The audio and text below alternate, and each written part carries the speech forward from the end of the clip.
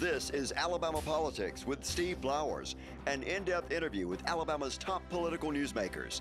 Now, from the studios of Troy University, here is Steve Flowers.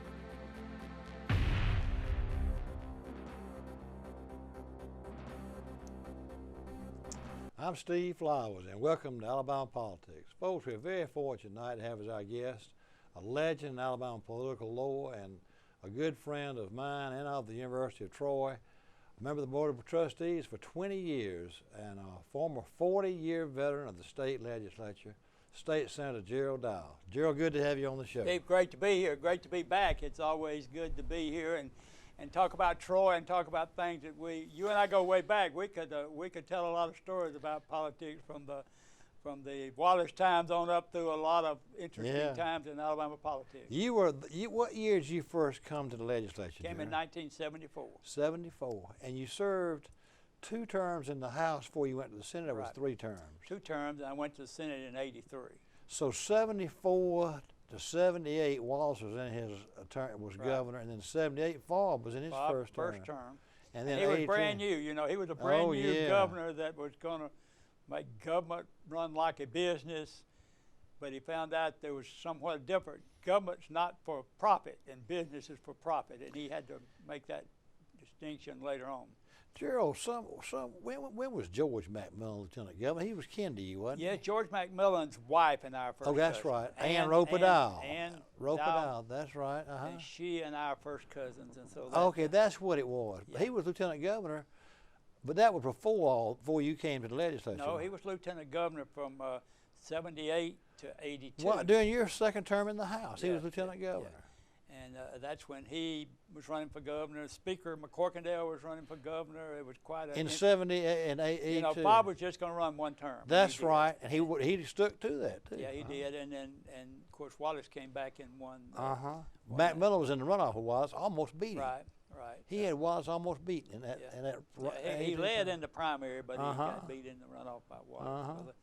That second time. That was interesting times. And Gerald, were you born and raised in Clay County? Born in Clay County. You coached there for a while. Little community named Delta, and then from 9th grade, and then after that I went to Lineville High School and graduated there, and then went off to college, came back and coached football and basketball there for 7 years. Some of the best times. I tell everybody the best. That's Faye from there too? No, Faye's from Choctaw County. Okay. But she taught school there. But I say the best thing can happen to me is go to Piggly Wiggly and somebody say, "Hey, coach," because I know they still do. Then they still do, and I still see some of those. Y'all still live in Lineville, don't you? We still do. We still live there, and my kids graduated high school there and off to college. But did you play sports in Lineville? I did. I played football. It wasn't very big, but everybody played football back then. You know, I did, Troy, yeah. You did. You had. Were you a running back or something? I was a running back. Yeah. You like a running I weighed back. 120 pounds. I was real big, about 5'8", 120 pounds. But I could run pretty fast. But we've had some great traditions there in Clay County in football, and this year, since we combined the schools, we won the 5A state championship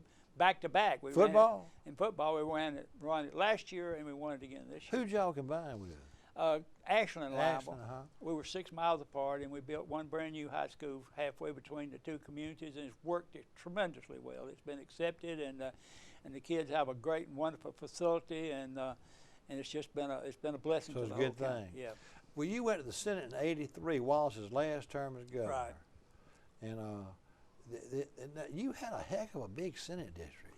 It was a big one. Yes, 4 or 5 counties, wasn't it? It's 6 counties, and it's all rural, and it's up and down the Georgia line. Basically, I tell everybody we go from Rome, Georgia to Columbus, Georgia, up the Georgia line. And one of the major issues, the major 3 rivers who were in contention on the river war and the water war with Georgia is the Coosa, the Tallapoosa, and the Chattahoochee, and all 3 of those came over the Georgia line into my district. So I was actively involved in the water wars with Georgia, trying to keep them from diverting all of our water to Atlanta. And so far, they've not done that. That's been kind of a stalemate. We hadn't got any. They can't take more, but they didn't give up any. But so far, it has worked. And you say, well, why talk about water? We've had floods and rains for the last 3 weeks. We probably don't need to talk about water. But when we get into those dry spells, it is a terrific issue for Alabama. Gerald, now, what year did you go on the Troy University Board of Trustees? That would have been under Guy Hunt's administration. That was in the mid-'80s. Mid-'80s. Governor Hunt appointed me to the board. Dr. Hawkins called me in. There was opening. You know, you have a board member from each congressional district. Used to. Now we've changed that. We have specific counties that you represent now on the board because the congressional districts continually change. They do, yeah. And so we passed a bill to put specific make y'all's own congressional county. Make our own counties and have. But at that time, I represented. There was the 3rd congressional district didn't. The seat was open, and Dr. Hawkins, who I'd worked with at Talladega AIDB, called and said, "Would you be interested?" And I said, "Well, what an honor it'd be to go on that board." And gosh, I've just enjoyed a tremendous time with the growth and the leadership under Dr. Hawkins and the other trustees. We've seen Troy go from basically Troy State University to Troy University, and we're known not just all over America but worldwide. And Dr. Hawkins' leadership is beyond question what he's done for that university, and I've just been fortunate to be part of it. Well, let me say this, you have been an integral part of it. You hadn't just been sitting on the board of trustees. I've watched it over those 20 years being from Troy, and you have really, really worn the Troy hat and done a lot of yeoman's work for that university. And even though your home is in line, well, people in Troy consider you a Trojan. Well, I consider myself too. I got a Trojan tag. One of the things I'm most proud about, when I first went on the board, you had Troy Montgomery, Troy Dothan, Troy Phoenix City. And we had 4 different colleges, and so we began the effort working with Dr. Hawkins to create one great university. So you can take a course here in Montgomery in the morning and go to Troy at afternoon and go to Dothan at night, and it's all Troy courses. It all goes on one transcript, and you can get a degree. We cut out all those administrative.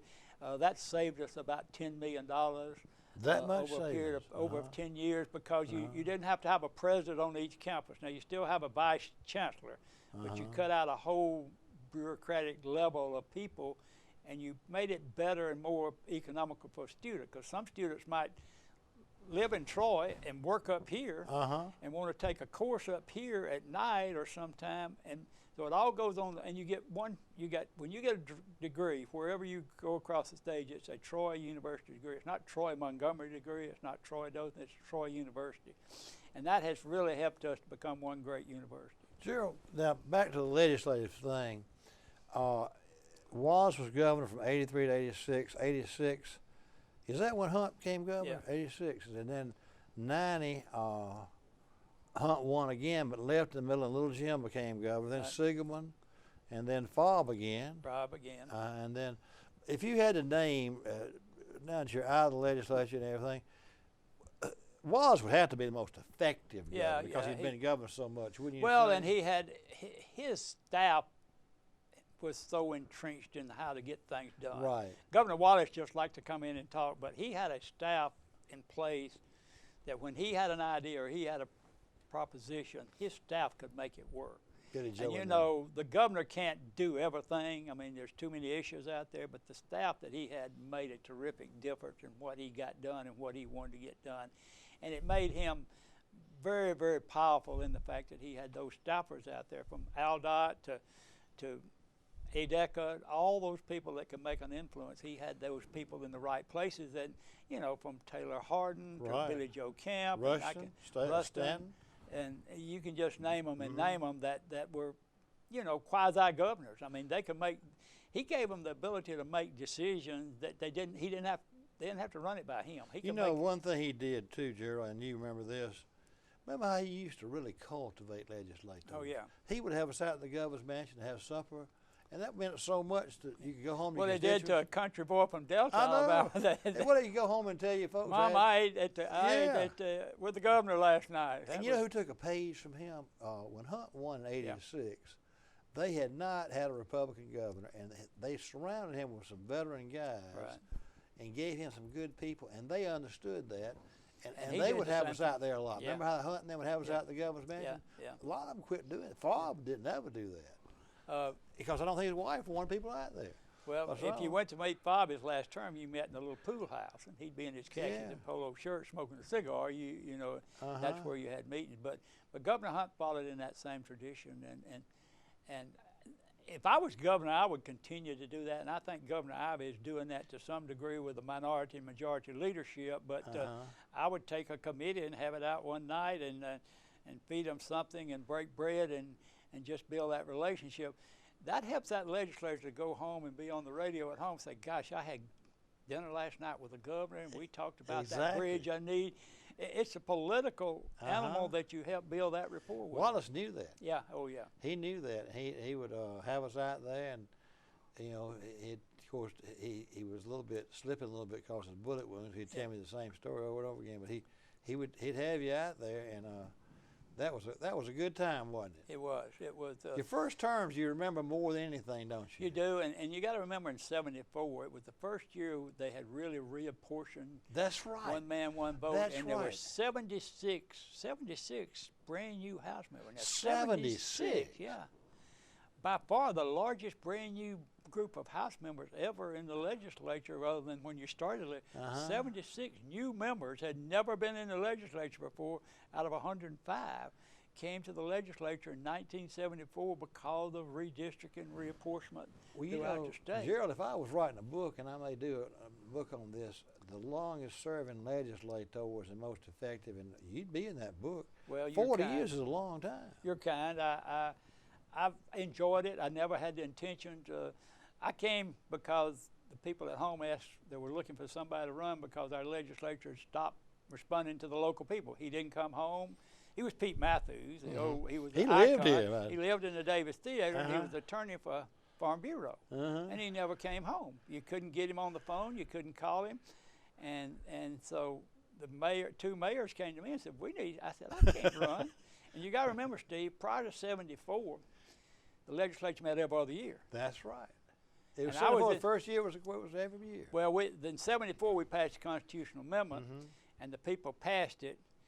And if you want to go back and really trace history and see where the demise of the real power in the governor's office began to diminish, is when you went to annual session. Because prior to that, the governor could call you anytime he wanted to, and you could have to deal his issue, and that's all you could deal with. And so when that's a very good point. That is a point where the executive branch lost a lot of its power when you went to annual session. That's exactly right. That'll tell you right there. Yeah. Wallace hung on to it because he knew how to do the levers of government. He'd been in government so long. In '74 we came in, we passed the amendment. It went in '70, and it wasn't going to go into effect until the next election. So it gave a little. He finished his last term, in that. The first term I was elected, Steve, out of 12 months, we spent 10 months in special sessions. He just kept you on session? He'd call us, you get home, be a message, come back tomorrow. We got another issue. And then when you single out an issue, that's all you can take. In other words, taking two-thirds vote to do the other. So that's all you could concentrate on. So he could say, hey, this is what we're going to do. And so it gave the governor a tremendous amount of power, having that ability to call you in those off years when the legislature wasn't meeting. Gerald, now let's change subject if you don't mind. What I wanted to talk about a little bit was, we could talk for 4 hours about our legislative time and everything, and you've got your place in history, and not only from the legislature but from the board of trustees at Troy. But currently, you're doing something altruistically I think is really good, and you're making people aware of the inordinate influence that the Indian gaming casinos have in the state of Alabama. Take our viewers through how they got created by federal legislation and how they've usurped power. And the average Alabamian at this point in time, they just really are upset they can't vote on the lottery. And I know your people on that border of Georgia, you've seen it happen for the last 25 years. Alabama dollars have gone over there to Georgia and supported their lottery for their children's college education. All your constituents have seen it. So if you give them a chance to vote for that on a ballot, it's going to pass 75%. You got people who would never bought a lottery ticket, ain't never going to buy a lottery ticket, that are hardcore Republicans, Church of Christ, First Baptist Church members, that are going to vote because they look at it now like, I want to just keep my money at home. Absolutely, and do it's ironic you say that, because my district was Cleveland County, and I-20 goes right through it, and right across the Cleveland County line is Tallapoosa, Georgia. And when I visited the lottery headquarters in Atlanta to see how it all worked, because I wanted to know how the process worked, I said, tell me where your largest seller of lottery tickets is in Georgia, the whole state of Georgia. He said, right here at Tallapoosa. And I laughed. I said, you mean all you people from Atlanta drive over to Tallapoosa? Right, He said, no, it's you Alabama people coming. Let me tell you, Steve, why I started the Porch Creek Accountability Now, Pecan. It's ironic that we've got Indian gambling in this state, you know, and it's flourishing. You got Atmore and you got Montgomery and you got Wetumpka, and both of them are doing a terrific amount of money, probably taking in $1 billion or more dollars a year. They're the only Indian tribe in America that has gambling in a state that doesn't have a compact. Now let me tell you what a compact is. A compact is an agreement that the Indians within that state that has gambling signs with the state and has to be approved by the Department of Interior. That compact has to do several things. It has to, number one, tell how much money you're giving back to the other Indians from the gambling.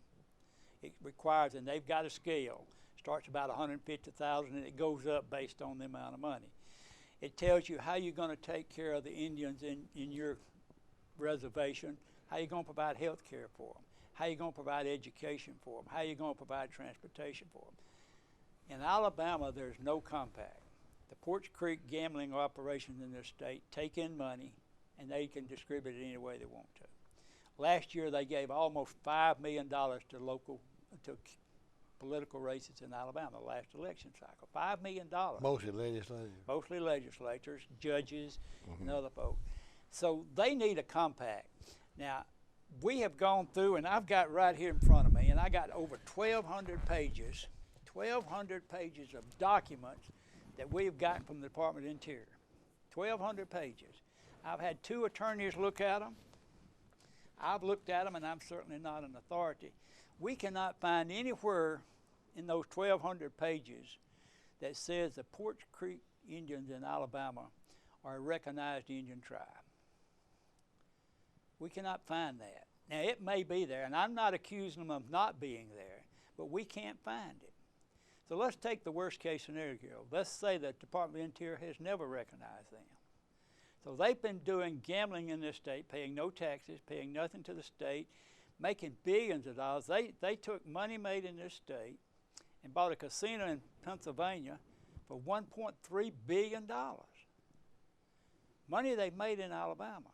They bought 2 casinos in Aruba. They've got a casino in Nevada. They operate a casino in Louisiana. They bought the Mobile Dog Track. They bought a track in Florida. All on money made in Alabama that's non-taxed, and we're not getting any benefit from it. So my point is, number one, if they're legal, let's get a compact and let them pay some money.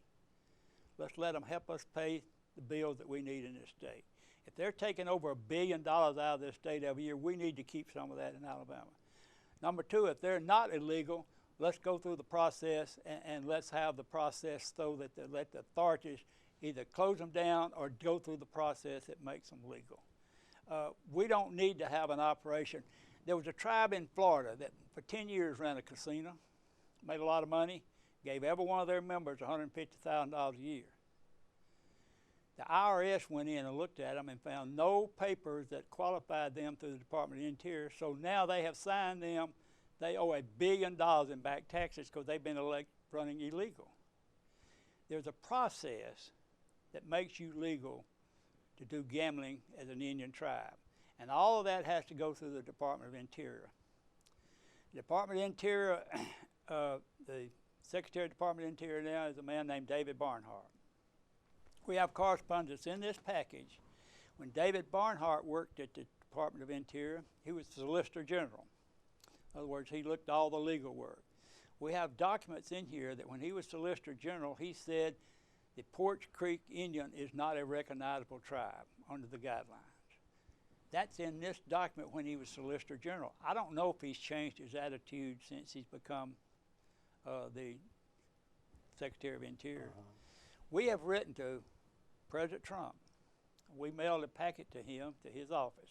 I know he's got impeachment and a lot of other things, and this is not high on his priority, but we've asked his office to look and just tell us, are they legal? If they are, then we need to start a process to get a compact with them to pay money and get them to stop killing the lottery bill and let us pass the lottery bill. The lottery bill in this state, we're one of the few states that doesn't help our kids go to college. Georgia has a Hope. Florida has their program. Tennessee now is going to give everybody free college tuition in the junior college the first 2 years. Everybody. And Mississippi just passed their lottery, and they're going to begin to do the same thing. We're sitting here in a vacuum. We've got kids now that can't go to college because they can't afford tuition. We've got kids that graduate from college with terrific debts that take some years and years to pay it off because we're not helping them like they're doing in other states. We're dumbing down our generations by not giving them that opportunity to go to college. Now, I know the thing, workforce and all that's important, but you know and I know a college education moves you to a new economic level. I don't care how many degrees you got in welding or other terms, and that's great, and we need those people. But you know and I know, as being a first-generation college graduate, a college degree moves you to another economic level in this state. And it gives you that extra opportunity to pursue other occupations if you get into that. We need to provide that financial opportunity to those kids, and we need a lottery, and we need the Porch Creek to stop killing the lottery bill and get some legislation that will allow us to collect money for scholarships, pay other needs that we have that the Porch Creek could pay with a compact, and meet some of the financial burden, and stop taking our non-tax dollars and investing it in other states. The casino they bought in Pennsylvania, they bought that casino. They'll pay taxes in Pennsylvania on that casino. But they don't pay any taxes at all in Alabama. Now they say, well, we pay taxes. They pay workman's comp because that's required by the federal law. It's not paying taxes. I'm keeping your money and sending it in. But they don't pay any other taxes. So we need one or two things, Steve.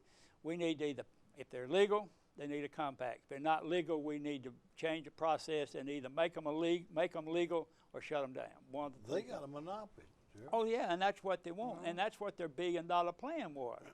Their $1 billion plan was, we'll give you $1 billion for 2 new casinos in Alabama. You can't tax our old casinos. You tax the 2 new ones, and we'll give you $1 billion, but you got to shut down everything else. You got to shut down Macon County and Greene County and Lowndes County. That's part of it. That's part of it. You got to shut those down.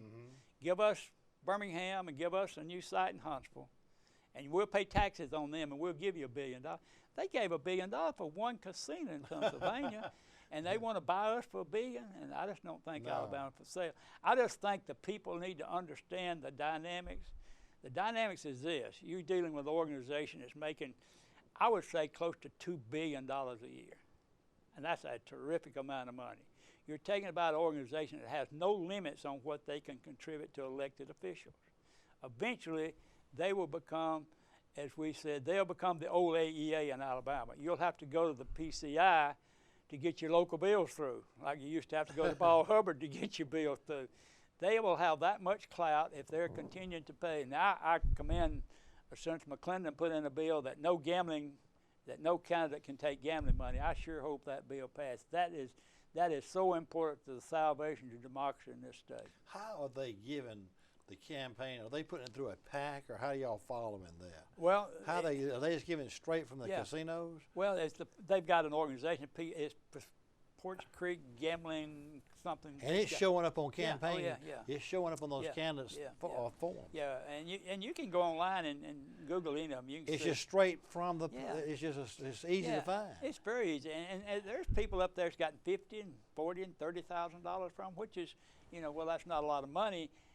It is in a campaign. $50,000 is a lot of money. That's more than anybody else has given any of these candidates. You can go to these you can go to just go to the senators, pull up any senator and go down and find.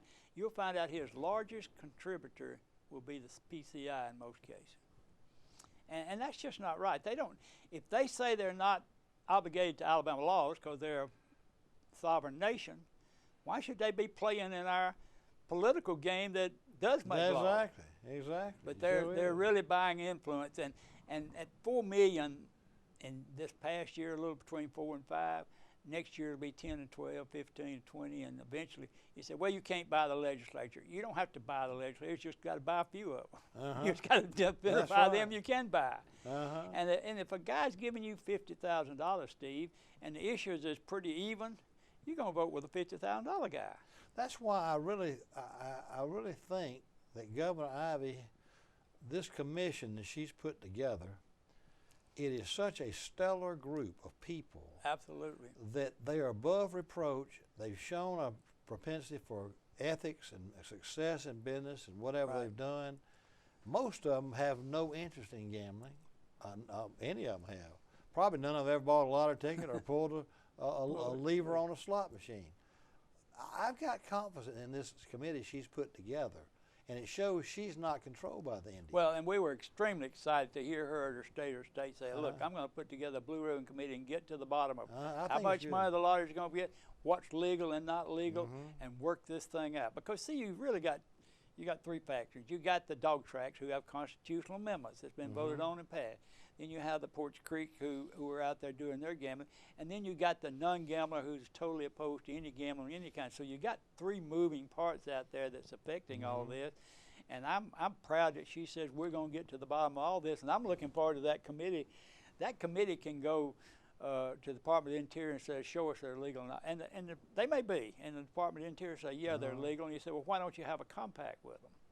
Well, that would be the next step. If they are legal, let's get a compact. Let's get some money out of what they're doing and not let them take all that money and invest it outside this state and let us continue to be, again, at the bottom in everything we do. They could, if you're taking $2 million of profits out of this state each year, you could give us $500,000 in education, and that'd make a big hunk. Or you could give us, you could pay for our new prison system we need to get done. They could. And not hamper what they're doing, just cut back the revenue they got. But it bothers me that there's that much money out there available to make decisions in this state. Well, I appreciate what you're doing. I hate to tell you, our time's up. We have the best time. Come back again soon, and let's talk more about this issue as the session ends up and as this commission comes back with their study. Great, and if I get a report back from the president, and we've asked him to ask Secretary Barnhart to give us a ruling on this, we know this request got to the president's desk because we've got friends in the White House who told me that he got it on the chief of staff's desk. So he has that. Now, you know, we understand the priorities. He's trying to get elected, and he's trying to not get impeached, and he's trying to do other things. But his chief of staff has this information, and we're going to be interested to see what their reply. And I can't say they're not legal. I don't have any way. I'm not that smart. But it could be defined real quick by the Secretary of State saying yes they are or no they're not. We'll find out. Right. Folks, our guest tonight has been former State Senator Gerald Dowell, an icon in Alabama politics. We thank you for being with us, and we thank you viewers for watching. Hope you tune in again next week for Alabama Politics. Thank you, Gerald. Thanks, Steve. Great program. We enjoyed being with you. Sir.